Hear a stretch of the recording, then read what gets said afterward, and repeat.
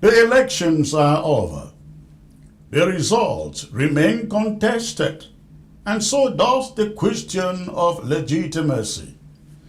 The regime of Paul Biya is under pressure. It understands that the contestation cannot go on indefinitely. So what does it do? It manufactures a superficial forward motion, the release of some prisoners, the tarring of some 30 kilometers of roads, the promise of pacifying the struggle in the southern Cameroons. But we know better, isn't it? We know the real agenda. And we will not be fooled. We will not fall for it. My focus here is the last point, the struggle of Ambazonia. The regime wants to project it as willingness to dialogue, that is, moving on, so the world looks away and the unrest recedes into the background. We are told that the regime intends to send a delegation to the United States to meet Ambazonian leaders, ostensibly to talk peace, to secure a truce, to give peace a chance as usual. Allegedly leading the delegation are Juan Ngala Gerard and Prof. Chinje. Both are Ambazonians, Ambazonian cronies of Yaoundé. In other words, trusted by the regime, loyal to the regime. Therefore, they are part of the problem. I want to be very unambiguous here, ladies and gentlemen. Peace cannot be brokered by proxies, by appointed representatives of the very system that crafted our exclusion. If the Ambazonia question were taken seriously by the regime in Yaoundé, the delegation would include the key players. I'm talking of people like Joseph Dion Ngute, Paul Atanganji, Ferdinand Ngongo, Samuel Ayolo, and others who run the show in Yaoundé. Yet we see none of them. That is instructive, isn't it? It tells us how insignificant they consider the conflict in Ambazonia, not as a crisis requiring a genuine settlement, but as a nuisance to manage and a perception to manufacture. Why not try this? Send to America the Pope himself, and Ambazonian leaders will not budge, will not meet him unless the terms are right. We neither need nor accept delegation after delegation that ends in gestures and no substance. Last year, two separate clergy delegations, Catholic then Presbyterian, did their rounds from Cameroon to the USA. One flew to Houston, summoned me, and I had my assistant tell them I was out of town. They promised to return next month, and they did.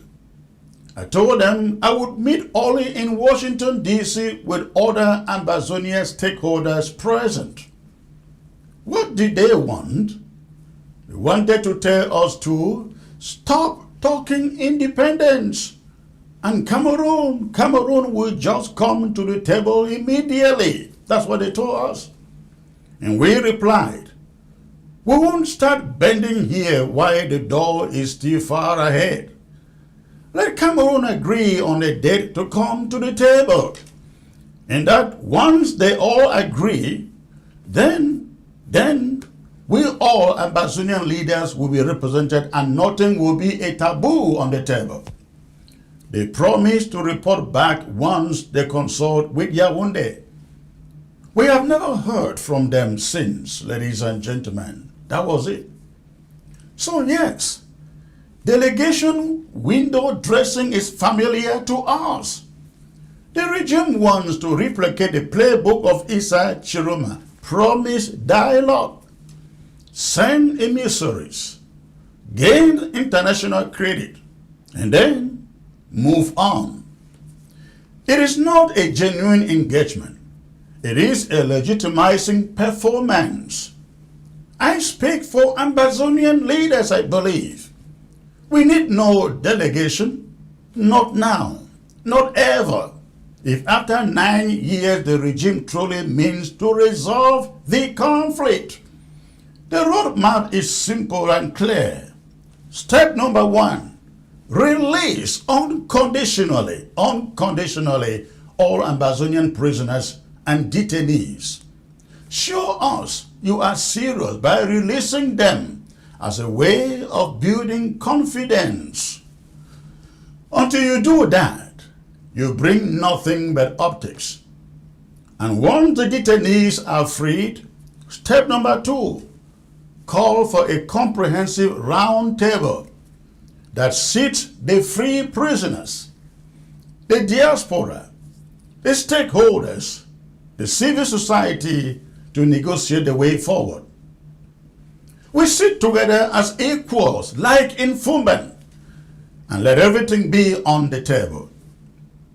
Anything less is farce, a charade. It is the same machinery of domination. Dress up in a new suit.